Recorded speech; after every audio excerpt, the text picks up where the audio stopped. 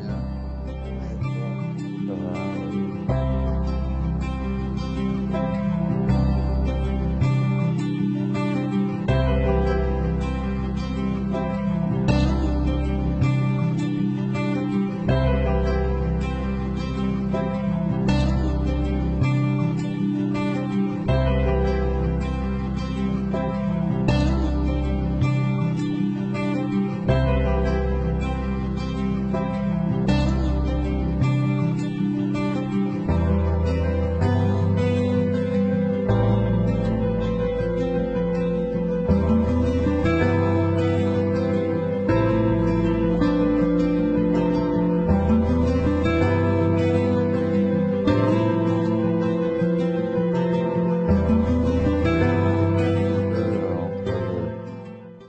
La vie de tous les jours, notre vie de tous les jours, le social, relativement à cette dimension nouvelle, à ce chemin nouveau.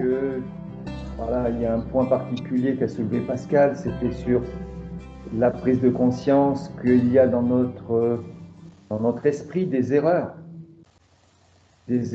fondamentales dont on n'est pas conscient, justement. Et à partir de là, toute notre vie est canalisée, on va dire, conditionnée par ces erreurs. Il y a toutes sortes d'erreurs, mais il y a des grosses erreurs de base. Ces erreurs de base, on les voit pas, on voit pas qu'elles conditionnent toute notre vie. Nos relations, notre vie au jour le jour, nos désirs, enfin tout ce qui est dans notre mental, quoi. C'est un petit peu le point, en tout cas pour moi, le plus important de la dernière vidéo. Oui, c'est vrai. Et vous avez vu que dans la vidéo, j'ai fait un écho particulier pour insister sur ce point. Ça va, Pascal? Ça t'a pas trop effrayé? Oui, ça a été, oui. Ça a dû te surprendre un petit peu, peut-être? Oui, ça surprend quand même. Oui, c'est bien de surprendre, justement, c'est bien. Alors donc, tu poses une question, tu dis, mais d'où viennent ces réponses? Y a-t-il une intuition ou un pouvoir caché en chacun de nous? Comment les choses se passent? En fait, on n'a parlé que de ça depuis le début, mais il est vrai que ça ne saute pas aux yeux. Porter des regards en soi, on le dit depuis le début, c'est utiliser une lumière. Cette lumière, évidemment, elle ne révèle pas tout comme ça.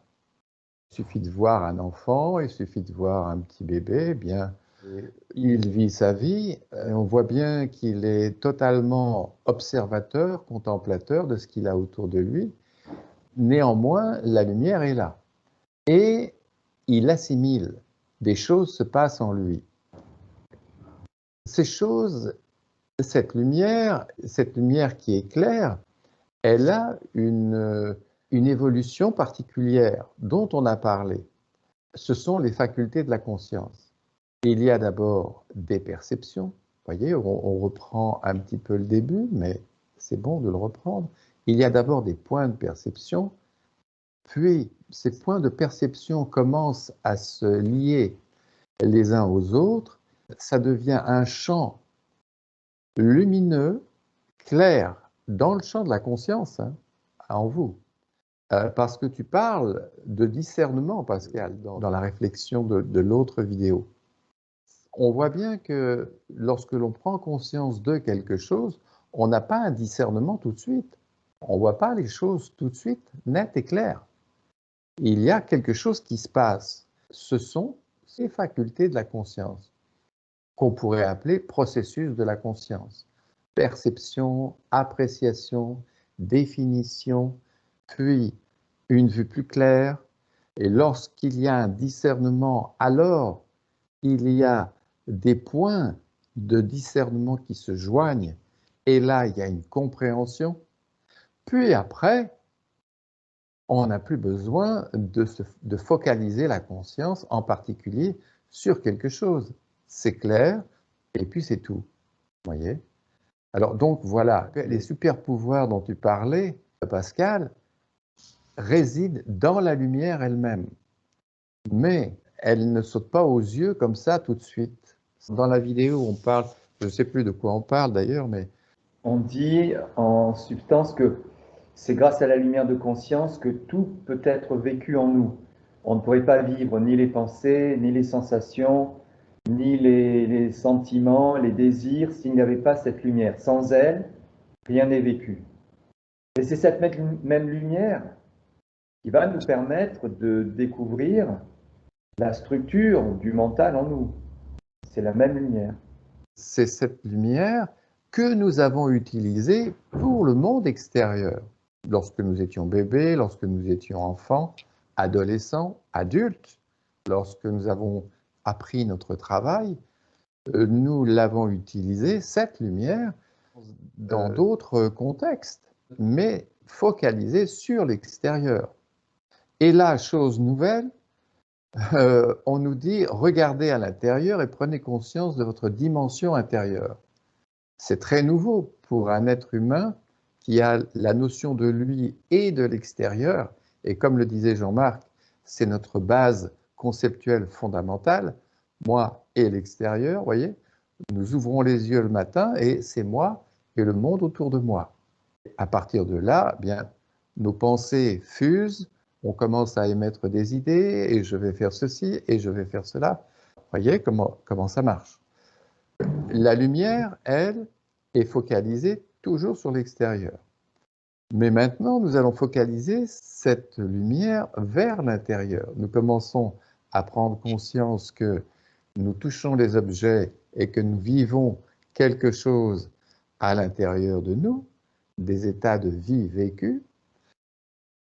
Nous commençons à percevoir que nous éprouvons des émotions, que nous avons des réactions, que nous pensons, que nous projetons, que nous émettons des idées, que nous jugeons, que nous critiquons, ou alors au contraire, nous sommes dans un sentiment d'affection particulière, vous voyez. On commence à découvrir cette dimension à l'intérieur et on commence à focaliser donc cette lumière à l'intérieur. Mais comme on l'a vu, cette lumière n'éclaire pas tout comme ça d'un coup de baguette magique. Il faut la focaliser et continuer de focaliser cette lumière, voyez. C'est ce que fait un bébé, il le fait sans état d'âme, il est là, voilà, il est contacté, il entend des sons, la voix de sa mère, la voix de son père, on le touche, voilà, il est contacté tout le temps, mais il enregistre, il est dans l'expérience, la lumière est là, et il enregistre toutes ces expériences, voyez. Et là, c'est quelque chose de très nouveau pour vous, puisqu'on vous dit maintenant, regardez à l'intérieur. Tout est vécu à l'intérieur et il faut regarder à l'intérieur. Mais ça, on ne l'a jamais fait. Vous voyez, il y a un trouble. C'est Jean-Marc qui en parle pas mal dans la dernière vidéo. L'âme est troublée, tourmentée, même malheureuse. On commence à focaliser cette lumière vers l'intérieur. Est-ce que ça répond un peu à ta question, Pascal? Un peu. Un peu. Tu vois, cette lumière a été, depuis ta naissance, focalisée sur l'extérieur et on commence à la focaliser à l'intérieur. Regarde, oui. On a dit aussi que cette lumière, elle n'a pas de filtre. Elle éclaire tout. Elle peut éclairer même des idées fausses. Et moi, je cherchais une espèce d'intelligence suprême qui serait là pour nous dire voilà, c'est pas ça, c'est faux et ça, c'est vrai. Pour que cette intelligence suprême révèle ce qu'elle éclaire, il faut déjà qu'on remette en question, on ressente en nous qu'il y ait quelque chose qui ne va pas. La sensibilité troublée, d'abord, on est tourmenté, puis on remet en question notre vie, on se dit, ben, est-ce que c'est juste, est-ce que c'est faux? On nous dit de dire ça, voilà. Mais tout ça va révéler la nature de la vie telle qu'elle est. La sensibilité troublée, la remise en question va amener petit à petit cette lumière à regarder à l'intérieur. Et c'est elle qui va révéler ce qui est juste, ce qui est faux.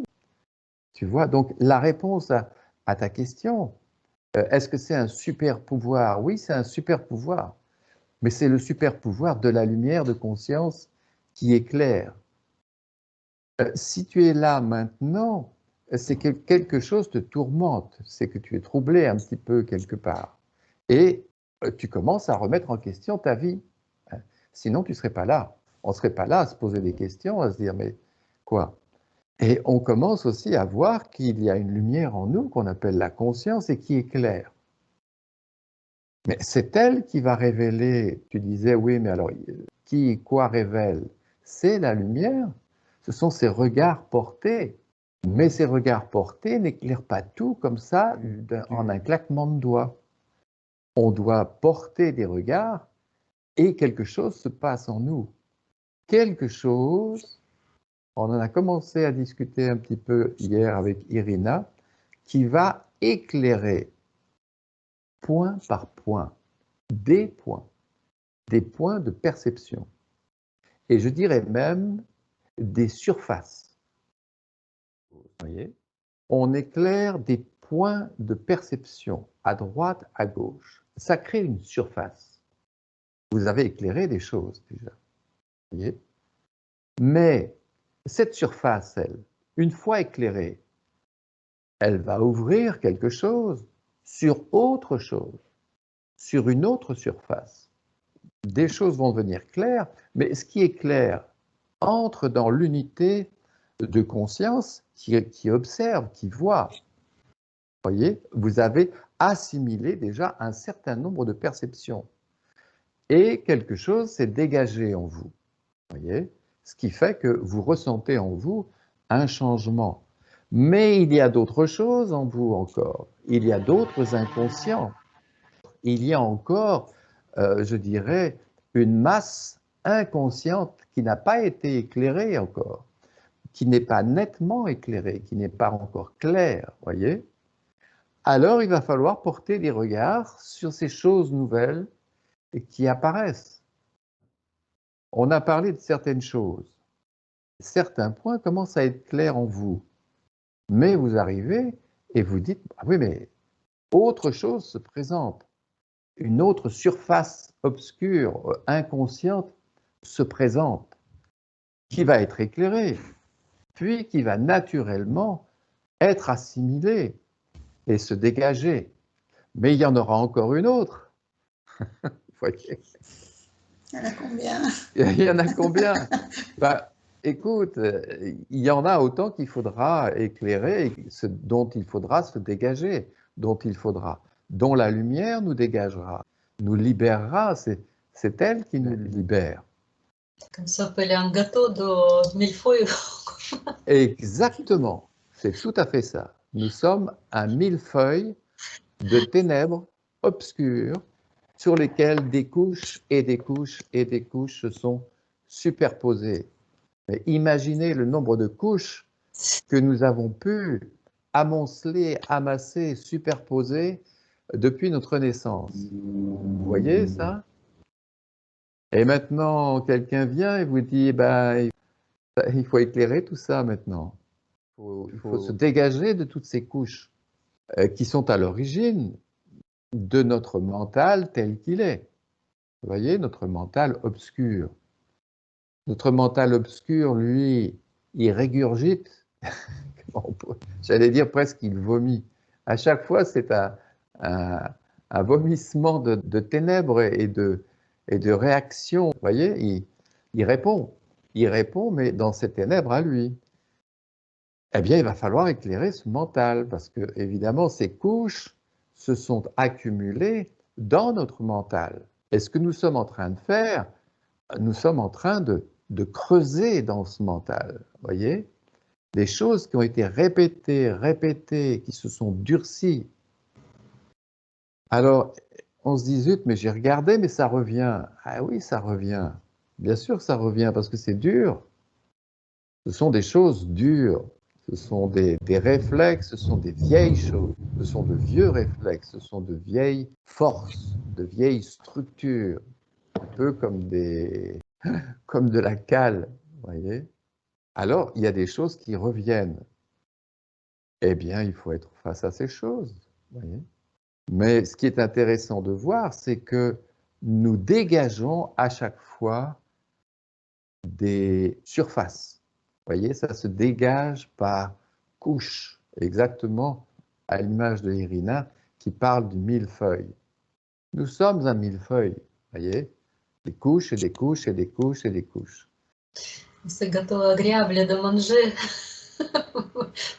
Regardez le mental, c'est tout à fait Le mental, c'est pas pareil. pas pareil.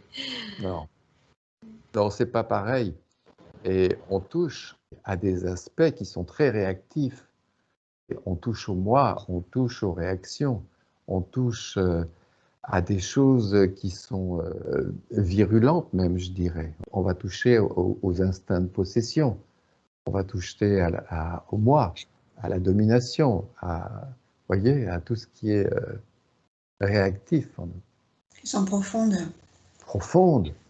Et qu'on croit être un peu légère ou que c'est pas très grave, mais c'est quand même profond. Exactement. Ça a l'air de petites choses. Oh, c'est rien, c'est une petite chose. Mais rien n'est petit là-dedans, rien n'est. Voyez, tout ça, ce sont des racines profondes et il faut de l'éveil là-dedans. Il faut de l'attention, il faut du regard. Je suis persuadé que ce soit Jean-Marc ou moi, on laisse rien passer le moins possible. Bon, il y en a toujours qui passent, bien sûr, mais croyez-moi, c'est ça, être dans l'éveil. Alors, pour être dans l'éveil, essayons de regarder simplement ce qui se présente en nous, je dirais, en termes de force. Voyez, si vous regardez en vous ce qu'il se passe en termes de réaction et de force, mais simplement, sans chercher, vous prenez conscience de la nature de la force. Est-ce à un moment une réaction de domination? Vous voyez, on peut le voir, ça peut être perçu. Ah, vous occupez pas des autres. Les autres, ils sont là pour créer des réactions en vous. Vous voyez, ils vous aident, les autres. Même s'ils vous embêtent, même si ils sont là pour créer des réactions. Vous voyez, on a besoin de ces expériences. Mais quand on est dans l'éveil, alors ces expériences sont précieuses, sont très précieuses. Donc, soyez dans l'éveil face à vos réactions. Une réaction se passe. Ah, mais qu'est-ce que je cherche? Je cherche à me défendre. Ah, il m'a attaqué. Vous voyez, il m'a attaqué, mais attaqué quoi? J'ai cette impression qu'il a voulu me dominer. Cette force, qu'est-ce qu'elle veut? Elle veut dominer à son tour. Vous voyez? Ou il m'a dépossédé de quelque chose. Vous voyez, il m'a frustré de quelque chose. Ou voilà.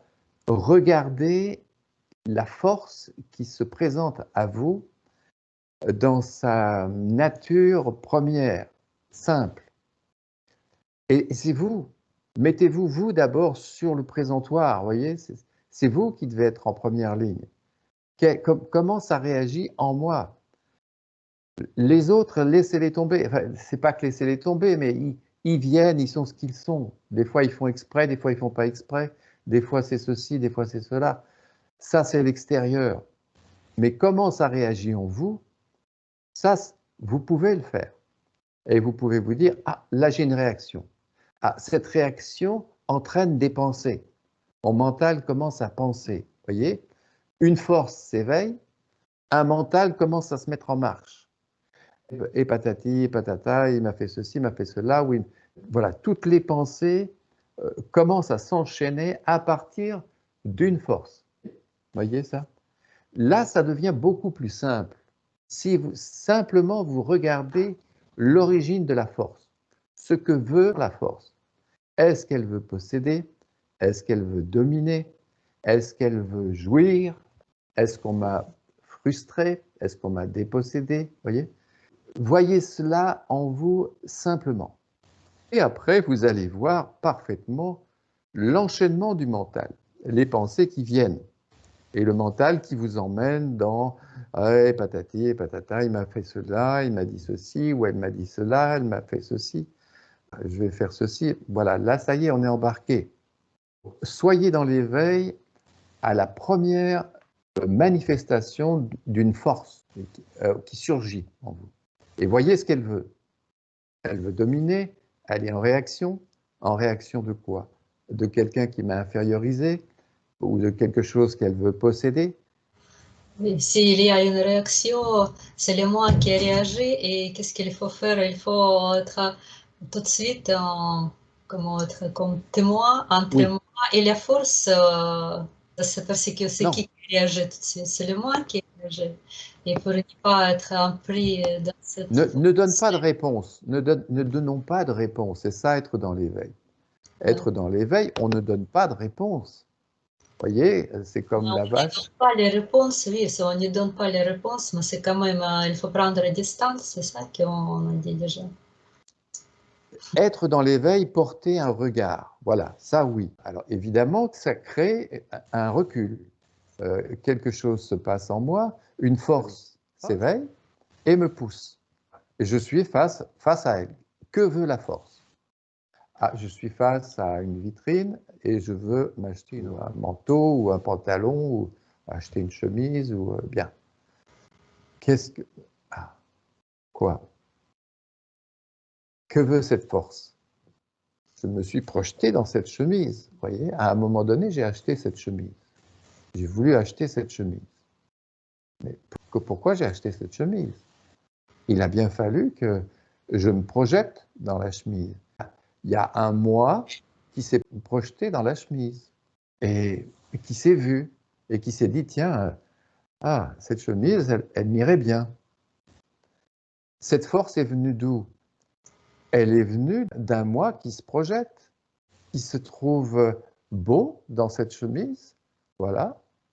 Oui, ça me va bien. Voilà, j'essaye la chemise, je me regarde à droite, à gauche. Ben, qu'est-ce que vous voulez? Il faut bien le faire. Mais c'est une image. C'est une image. Il faut bien voir que c'est une image. Cette image, j'y pense là 10 minutes, un quart d'heure. Je suis bien obligé si je veux acheter une chemise. Il faut bien que j'y pense. Je veux m'acheter une chemise. Je n'ai pas de chemise blanche, je veux m'en acheter une. Eh bien, je vais au magasin. Et puis, je me dis, ah tiens, celle-là, elle est pas mal. Mais est-ce qu'elle me va? Mais quand je me dis, elle est pas mal, c'est que je me projette. Mais dans cette projection, il y a une force qui me pousse. Vous voyez, c'est ça l'éveil. On commence à regarder maintenant. Et puis, il y a un mental qui projette. Et qui projette quoi? Une image, mon image. Vous voyez comme cette force nous pousse à agir après. On va rentrer dans le magasin, on va essayer, on va se regarder dans la glace. Soit on va acheter, soit on va pas acheter. Mais sur quoi? Ah oui, ben ça me plaît. Une sensibilité se contemple, elle se trouve jolie, elle se trouve bien, et puis on achète la chemise. Et puis c'est fini, on n'en parle plus. Maintenant, si je fais ça à longueur de temps, d'aller dans les magasins, d'aller dans les bars, d'aller dans les restaurants, dans les lieux de rendez-vous et des choses comme ça, et que je cultive ce moi, ça c'est autre chose quand même. Si on a une nécessité d'acheter une chemise, et qu'on se dit, tiens, il faudrait quand même que je change de chemise. Il me faudrait une chemise nouvelle, parce que la mienne est comme ceci ou comme cela. Ça, c'est une chose. Vous voyez? Mais si maintenant, je veux changer de chemise toutes les semaines, pour après aller dans les bars, les cafés, les restaurants, aller dans des lieux où il y a du monde, c'est autre chose. Il faut faire quand même le tour de la question. Mais ce qui est important au départ, c'est de voir que il y a une force qui s'est construite sur la base d'une notion de moi, sur la base d'une image, qui s'est intensifiée au fur et à mesure que je me suis focalisé sur un moi, une image. Plus je me focalise sur mon image, et plus cette image va prendre de l'importance. Et je vais commencer à sortir dans les boîtes de nuit, à aller dans les restaurants, à faire ceci, à faire cela. Vous voyez, voilà. Ça peut m'amener à faire plein de choses. Il y a donc l'aspect lucide, c'est-à-dire l'image, les relations. Ah, je vais faire ceci, je vais faire cela, je vais rentrer dans le magasin. Vous voyez, les projections. Et puis la sensibilité. Ah, je prends du plaisir à m'étaler, à aller voir des gens, à aller dans les réceptions. Ah, ça me plaît, ça. Vous voyez, il y a une jouissance. Et puis cette jouissance va entraîner le désir de recommencer.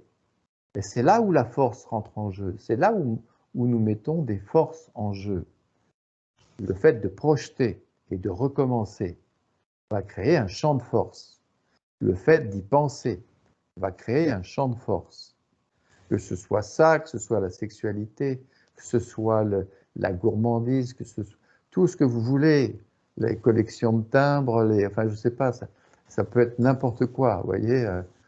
Il y a des gens qui sont fous des timbres, il y a des collectionneurs, vous savez, de n'importe quoi. Vous voyez, mais plus on va focaliser la lumière, plus on va penser, plus on va parler, plus on va être dans des intentions de posséder, de dominer, et plus on va créer des forces en nous. Vous voyez, c'est là où les forces se créent.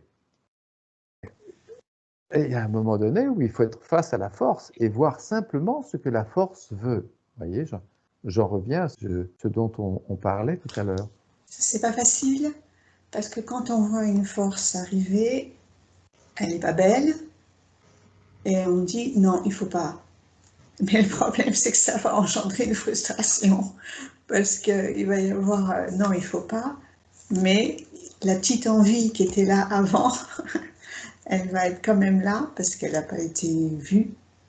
On n'a pas été au bout de la chose. Moi, enfin, j'ai du mal à aller au bout du regard jusqu'à la fin de... Souvent, c'est ah non, non, oui, ok, j'ai vu la force arriver, je ferme. Voilà.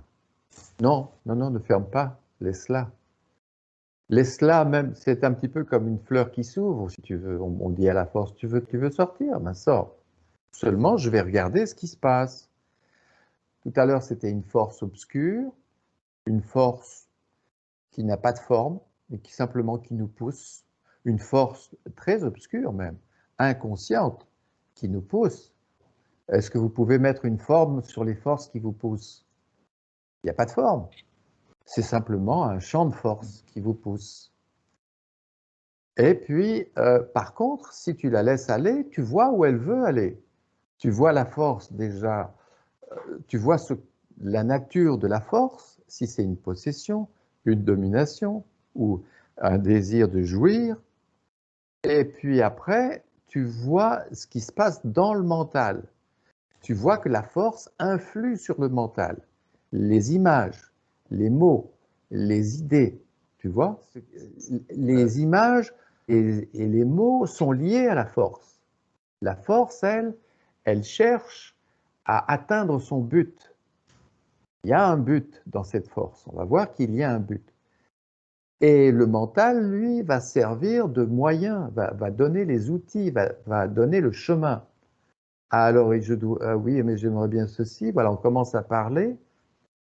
Alors, ce qui est intéressant dans ce que tu dis, c'est que il est vrai que si on prend conscience de la force et qu'on la rejette, ou qu'on se ferme à la force, ou on tente de s'en dégager, c'est aussi une expérience. J'ai fermé la porte et je me suis focalisé sur autre chose.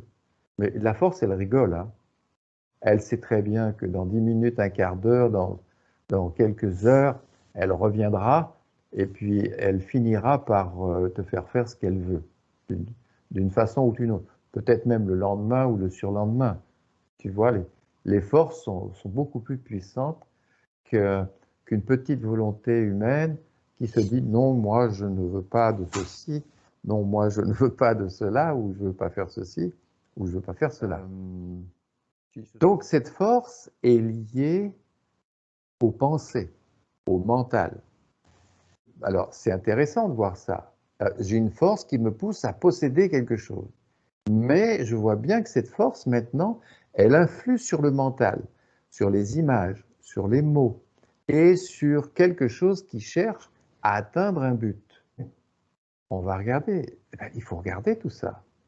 Et on va voir que cette force, eh bien, elle est liée à un plaisir ou un champ émotionnel.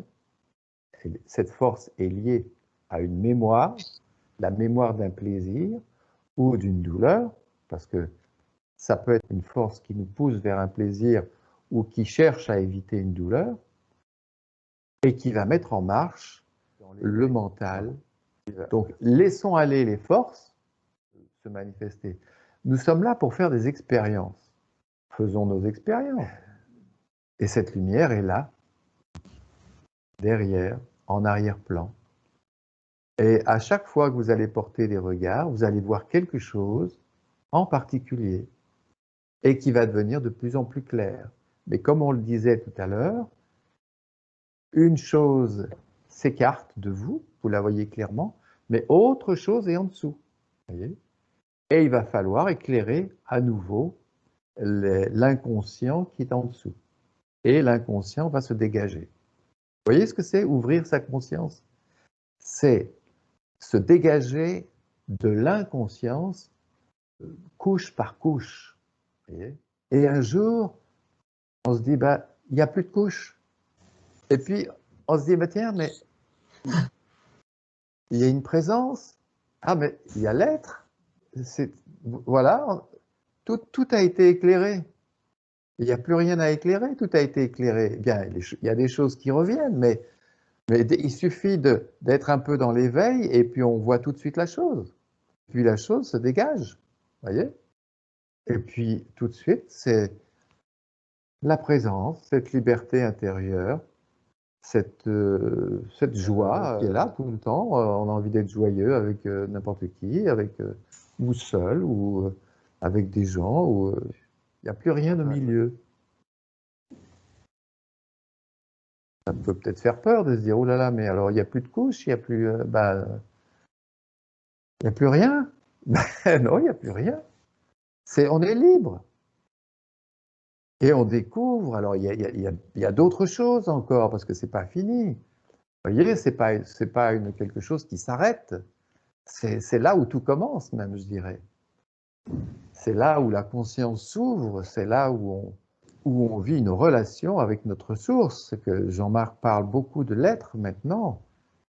On va lui parler, on va découvrir que c'est lui et que nous sommes en quelque sorte son reflet, une individualité vivante, mais qui a fait son travail, qui a dégagé tout ce qui était faux, tout ce qui était inconscient et faux. Et là, ça devient clair.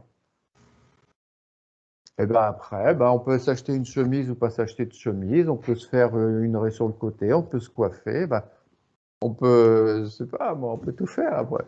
On est libre. Oui, mais il faut dire qui est libre, c'est-à-dire, pas penser que c'est une notion, c'est un moi qui est libre. C'est qu'on découvre que on est l'être, on est cet être. Alors, c'est ça, oui, en fait. On est aussi celui qui est conscient de l'être. Oui. On est aussi le reflet, on est aussi une individualité qui a accompli la conscience de sa source. Est-ce que c'est l'être spirituel dont tu parles là? Oui, je parle de l'être spirituel. D'accord. Attention, on fait quelque chose. Il y a un miroir qui est conscient de l'être. Mais le miroir, c'est conçu. Et c'est pas rien de concevoir un miroir, une conscience. Nous avons conçu une conscience totalement ténébreuse, avec un moi dans une totale inconscience, où il y a des erreurs de tous les côtés. On l'a conçue, mais elle s'est conçue, c'est ça le problème. Et il faut mettre maintenant dans ce mental la vérité qui va naturellement être assimilée au fur et à mesure que la lumière va regarder. La lumière a éclairé l'extérieur et on est devenu conscient de l'extérieur. Ah, ben c'est bien, ben oui, c'est bien. Mais à l'intérieur, comment c'est maintenant?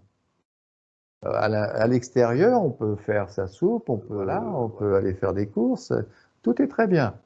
Voyez? Mais à l'intérieur, comment c'est? C'est à l'intérieur qu'il va falloir mettre de la lumière et concevoir un mental, un supramental. Je ne sais pas si vous avez déjà entendu cette... il y a le mental humain, on va dire, vous voyez, des êtres humains en général, et il y a le supramental. Le supramental, c'est un mental qui a assimilé ce que le Christ appelait la vérité. Donc le supramental, c'est l'être spirituel, c'est la même chose? Oh, c'est la même chose, on peut lui donner des noms différents. L'être spirituel. C'est une seule et même chose. C'est la même chose, bien sûr, oui.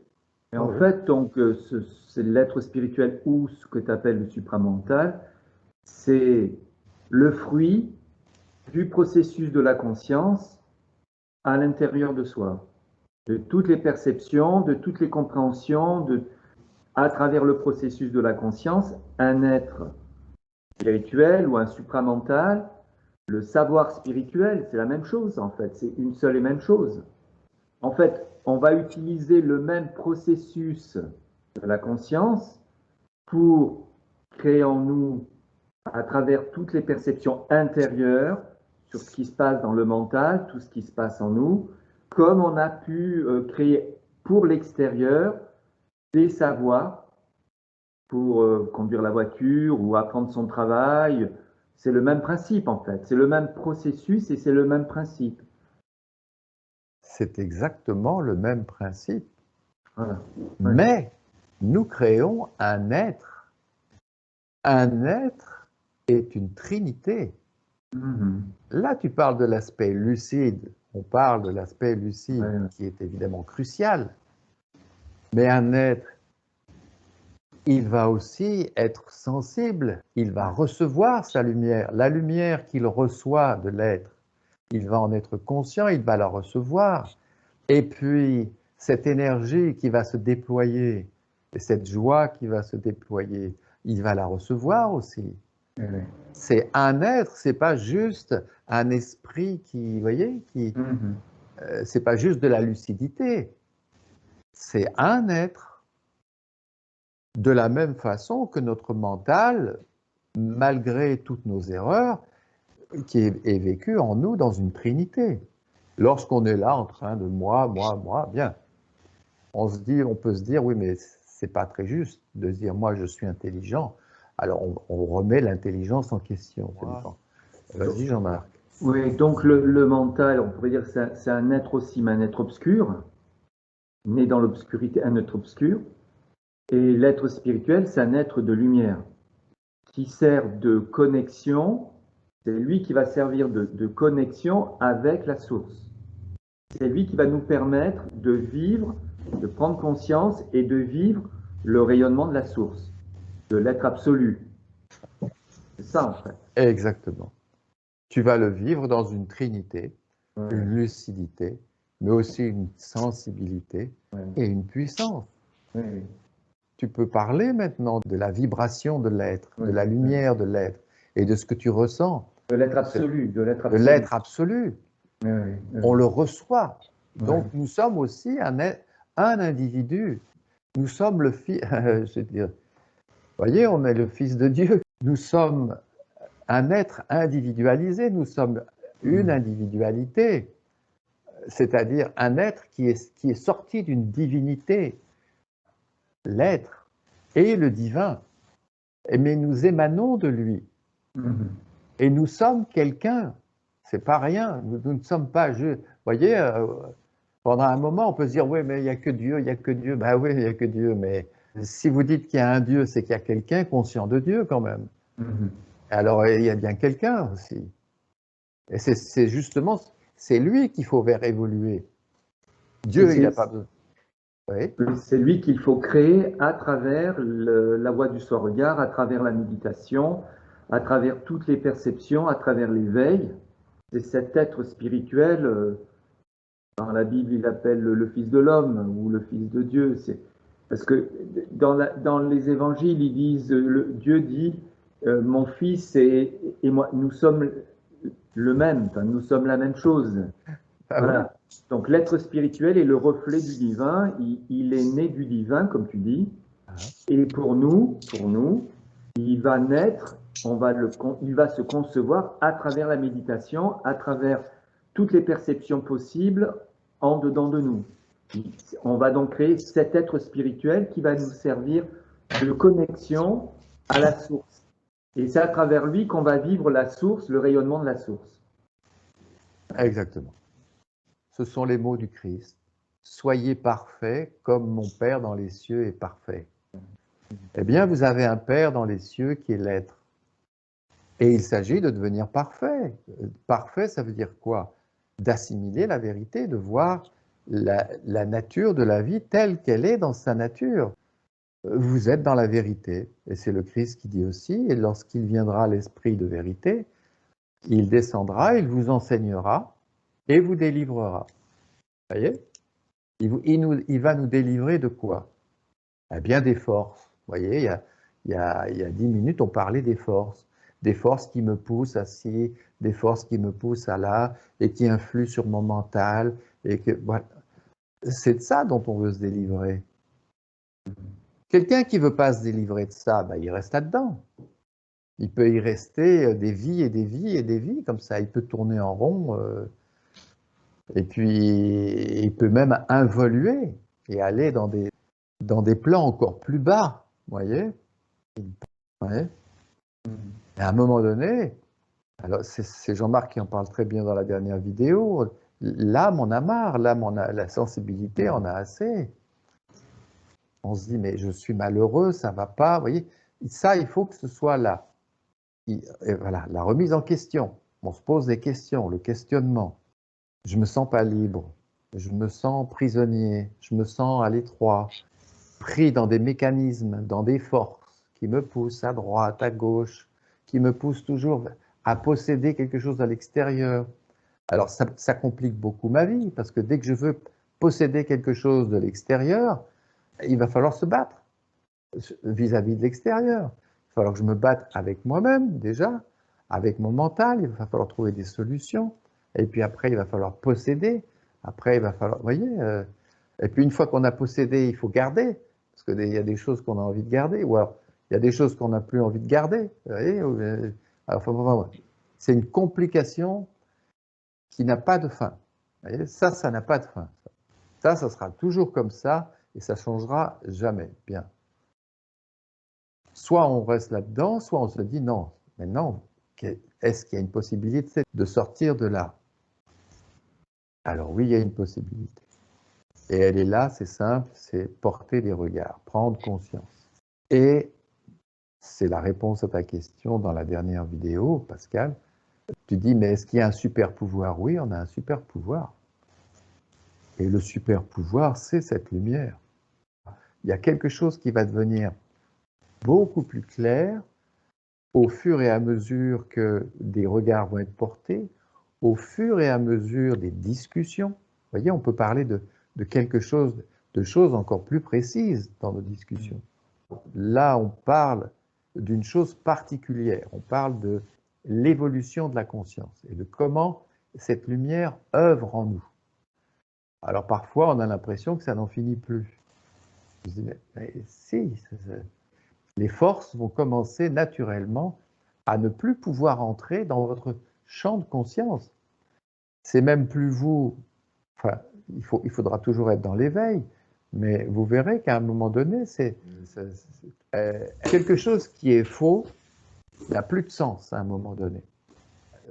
Quand on pense de manière tordue, et qu'on voit que c'est tordu, ça n'a plus de sens de continuer à penser tordu, vous voyez? C'est pas plus compliqué que ça, en fait. Quand vous verrez qu'une chose est fausse, elle ne pourra plus s'accrocher à vous. Vous serez conscient de votre mental, de vos projections, vous serez conscient de ce qui se passe en vous.